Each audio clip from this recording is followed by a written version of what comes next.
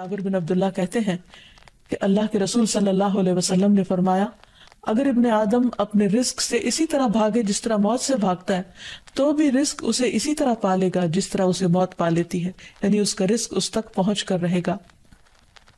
اس سلسلے میں ایک بہت اہم بات یاد رکھنے کی ہے کہ انسان رزق کے معاملے میں ہمیشہ اللہ تعالیٰ کی طرف رجوع کرے اور کسی بھی پریشانی کی صورت میں غیر اللہ کی طرف رجوع نہ کرے، یعنی اپنے دکھ، تکلیف، پریشانی، اس کا داستان، اس کی بپتا صرف اللہ تعالیٰ کو سنائے، اسی سے دعائیں مانگے، اور یہ مت سمجھے کہ اللہ تعالیٰ نہیں سنتا تو وہ کسی اور کے در پر جا کر اپنی مشکل بیان کر کے اسے مشکل کشا سمجھتے ہوئے اس سے اپنی حاجات پوری کروا سکتا ہے۔ قرآن مجید میں اللہ تعالیٰ فرماتے ہیں، وَاللَّهُ جَعَلَ لَكُم مِّنْ أَنفُسِكُمْ أَزْوَاجًا وَجَعَلَ لَكُم مِّنْ أَزْوَاجِكُمْ بَنِينَ وَحَفَدًا وَرَزَقَكُم مِّنَ الطَّيِّبَاتِ أَفَبِالْبَاطِلِ يُؤْمِنُونَ وَبِنِعْمَةِ اللَّهِ هُمْ يَكْفُرُونَ وَيَعْبُدُونَ مِن دُونِ اللَّهِ مَا لَا يَمْلِكُ لَهُمْ رِزْقًا مِّنَ السَّمَاوَاتِ وَالْأَرْضِ شَيْئًا وَلَا يَسْتَطِيعُونَ۔ اور اللہ نے تمہارے لیے خود تم ہی سے بیویاں بنائی اور تمہارے لیے تمہاری بیویوں سے بیٹے اور پوتے بنائے اور تمہیں پاکیزہ چیزوں سے رزق دیا، تو کیا وہ باطل کو مانتے ہیں اور اللہ کی نعمت کا انکار کرتے ہیں؟ اور وہ اللہ کے سوا ان کی عبادت کرتے ہیں جو نہ انہیں آسمانوں اور زمین سے کچھ بھی رزق دینے کے مالک ہیں اور نہ وہ طاقت رکھتے ہیں۔ تو اس آیت سے واضح طور پر پتہ چلتا ہے کہ اللہ کے رزق کے خزانے صرف ان کا مالک اللہ ہی ہے، اس کے علاوہ کوئی نہیں۔ اگر اللہ تعالیٰ کسی کو رزق نہ دے تو کوئی اور کچھ بھی نہیں دے سکتا، کیونکہ اللہ تعالیٰ نے ملکیت کے یہ سارے اختیارات اپنے پاس رکھے ہوئے ہیں، کسی اور کو نہیں دیے۔ جیسا کہ ایک اور آیت میں آتا ہے کہ انسان کو اللہ ہی کے ہاں رزق تلاش کرنا چاہیے۔ فرمایا، انما تعبدون من دون اللہ اوثانا وتخلقون افکا ان الذین تعبدون من دون اللہ لا یملکون لکم رزقا فابتغوا عند اللہ الرزق واعبدوہ واشکروا لہ الیہ ترجعون۔ تم اللہ کے سوا چند بتوں ہی کی تو عبادت کرتے ہو اور تم سراسر جھوٹ گھڑتے ہو، بلا شبہ اللہ کے سوا جن کی تم عبادت کرتے ہو تمہارے لیے کسی رزق کے مالک نہیں، سو تم اللہ کے ہاں ہی رزق تلاش کرو اور اسی کی عبادت کرو اور اس کا شکر کرو، اسی کی طرف تم لوٹائے جاؤ گے، یعنی اسی نے تمہیں پیدا کیا، وہی تمہیں رزق دیتا ہے، اسی کی طرف تمہاری واپسی ہے۔ اس لیے تم نہ اللہ کے سوا کسی اور کی عبادت کرو اور نہ ہی اس کے آگے ہاتھ پھیلاؤ اور نہ اس سے توقع رکھو کہ وہ تمہیں کچھ دے گا۔ نبی صلی اللہ علیہ وسلم کی سکھائی ہوئی مسنون دعائیں بہت ہی بہترین ہیں۔ نبی صلی اللہ علیہ وسلم ہر روز صبح فجر کی نماز کے بعد یہ دعا پڑھتے تھے، اللہم انی اسألک علما نافعا ورزقا طیبا وعملا متقبلا۔ اے اللہ، میں تجھ سے علم نافع، طیب رزق یعنی پاکیزہ رزق اور مقبول عمل کا سوال کرتا ہوں، یعنی ایسے عمل کی توفیق دے جو تیرے ہاں قبول ہو جائے، تجھے پسند آ جائے۔ اور اس کے ساتھ ساتھ انسان کو حرام سے بچنے کی دعا کرنی چاہیے۔ اس سلسلے میں آپ صلی اللہ علیہ وسلم نے جو دعا سکھائی وہ ہے، اللہم اکفنی بحلالک عن حرامک واغننی بفضلک عمن سواک۔ اے اللہ، اپنے حلال کے ذریعے حرام سے میری کفایت فرما، یعنی مجھے اتنا حلال دے کہ مجھے حرام کی ضرورت ہی نہ رہے، اور اپنی مہربانی سے مجھے اپنے علاوہ ہر ایک سے بے نیاز کر دے، یعنی مجھے انسانوں کا محتاج نہ کر، کسی اور کا محتاج نہ کر، صرف اپنے خزانوں سے عطا فرما۔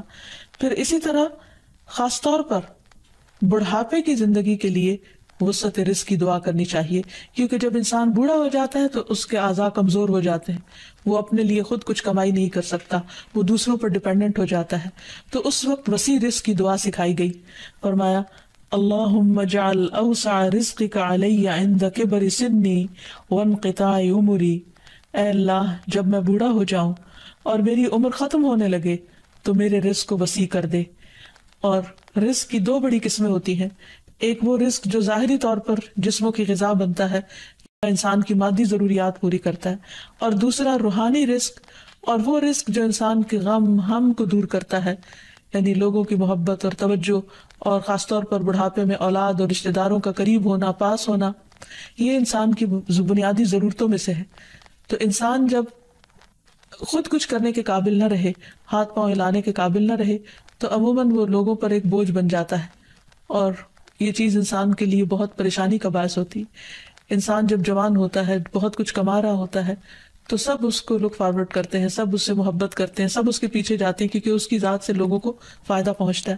لیکن بڑھاپے میں انسان اس طرح فائدہ نہیں پہنچا سکتا، تو پھر انسان کے لیے پریشانی ہوتی ہے اور اسے تنہائی کا احساس بھی ہونے لگتا ہے، اور اس کے لیے انتہائی اذیت کے دن ہو جاتے ہیں. وہ اپنے حسین ماضی کو بھی یاد کرتا ہے، کامیاب زندگی کو بھی یاد کرتا ہے، اور اپنے مستقبل کو بھی دیکھتا ہے کہ موت قریب آ لگی ہے. تو ایسے میں یہ دعا بہت فائدہ مند ہے کہ اے اللہ جب میں بوڑھا ہو جاؤں اور میری عمر ختم ہونے لگے تو میرے رزق کو وسیع کر دے. اور جب انسان کے پاس اپنی ضرورت کا ہوتا ہے بڑھاپے میں بھی، تو انسان یکسوئی کے ساتھ اللہ سبحانہ وتعالیٰ کی عبادت اور زیادہ کر سکتا ہے. اسی طرح اپنے لیے اور اپنی اولاد کے لیے وسیع رزق کی دعا کرنی چاہیے، جیسے ابراہیم علیہ السلام نے دعا کی تھی، ربنا انی اسکنت من ذریتی بواد غیر ذی زرع عند بیتک المحرم ربنا لیقیموا الصلاة فاجعل افئدة من الناس تہوی الیہم وارزقہم من الثمرات لعلہم یشکرون. اے ہمارے رب، بے شک میں نے اپنی کچھ اولاد کو اس وادی میں آباد کیا جو کسی کھیتی والی نہیں، تیری حرمت والے گھر کے پاس، اے ہمارے رب، تاکہ وہ نماز قائم کریں. سو کچھ لوگوں کے دل ایسے کر دے کہ ان کی طرف مائل رہیں، اور انہیں پھلوں سے رزق عطا کر تاکہ وہ شکر ادا کریں. جس میں ہم دیکھتے ہیں کہ ابراہیم علیہ السلام اپنے بچوں کے لیے روحانی رزق کی دعا بھی کر رہے ہیں، جذباتی محبت کی رزق کی دعا بھی کر رہے ہیں، اور پھر اس کے ساتھ ساتھ جسمانی رزق کی دعا بھی کر رہے ہیں جو ہر انسان کی ضرورت ہے، اور اس میں سے بھی بہترین رزق یعنی پھلوں کے رزق کی دعا کر رہے ہیں. کیونکہ انسان کو اللہ تعالیٰ کا صرف رزق ہی نہیں مانگنا چاہیے، بہترین رزق مانگنا چاہیے. یعنی ایک تو سمپل سی دعا ہے اللہم ارزقنی، اور پھر ورزقنا وانت خیر الرازقین، جو سورۃ المائدہ میں اللہ تعالیٰ نے دعا سکھائی ہے، اور ہمیں رزق دے اور تو سب رزق دینے والوں میں سے بہترین ہے. رزق کی تنگی میں خاص طور پر استغفار بہت فائدہ دیتی ہے. یعنی انسان کے گناہ انسان کے رزق کے راستے میں رکاوٹ بن جاتے ہیں. اور آخر میں یہ بات یاد رہے کہ انسان کے رزق میں اکثر اس کے اپنے گناہ رکاوٹ بن جاتے ہیں. اس لیے جب انسان ان گناہوں سے توبہ کرتا ہے، استغفار کرتا ہے، تو اللہ تعالیٰ رزق کے دروازے کھول دیتے ہیں، جیسے اللہ تعالیٰ کا وعدہ ہے. قرآن مجید میں آتا ہے، نوح علیہ السلام نے اپنی قوم سے کہا، فَقُلْتُ اسْتَغْفِرُوا رَبَّكُمْ إِنَّهُ كَانَ غَفَّارًا يُرْسِلِ السَّمَاءَ عَلَيْكُمْ مِدْرَارًا وَيُمْدِدْكُمْ بِأَمْوَالٍ وَبَنِينَ وَيَجْعَلْ لَكُمْ جَنَّاتٍ وَيَجْعَلْ لَكُمْ أَنْهَارًا. اور کہا کہ اپنے رب سے معافی مانگ لو، بلا شبہ وہ بڑا معاف کرنے والا ہے. وہ تم پر آسمان سے خوب بارشیں برسائے گا، اور تمہاری مال اور اولاد سے مدد کرے گا، تمہارے لیے باغ پیدا کرے گا اور نہریں جاری کرے گا. تو اس سے یہ پتہ چلتا ہے کہ دنیا میں جتنی بھی راحتیں اور رزق کی قسمیں ہیں، ان سب کی کنجی استغفار ہے. تو اس لیے انسان کثرت سے اپنے گناہوں پر توبہ کرتا رہے. حضرت حسن بصری کی مجلس میں ایک شخص آیا اور کہنے لگا کہ اس کے ہاں اولاد نہیں، تو انہوں نے اس کو استغفار کا حکم دیا. دوسرے شخص نے کہا کہ ان کے ہاں قحط سالی ہے، بارشیں نہیں ہو رہی، تو انہوں نے ان کو استغفار پڑھنے کے لیے کہا. تیسرا شخص آیا اور کہنے لگا کہ اس کے رزق میں مشکل ہے، تو انہوں نے اس کو بھی یہی نسخہ بتایا. تو ان کی مجلس میں سے ایک شخص نے کہا کہ آپ نے ہر مشکل میں مبتلا شخص کو ایک ہی بات بتائی، ایک ہی وظیفہ بتایا، اور وہ بخشش کی دعائیں کرنے کا. تو کہا کہ کیا تم نے سورۃ نوح کی آیت نہیں پڑھی؟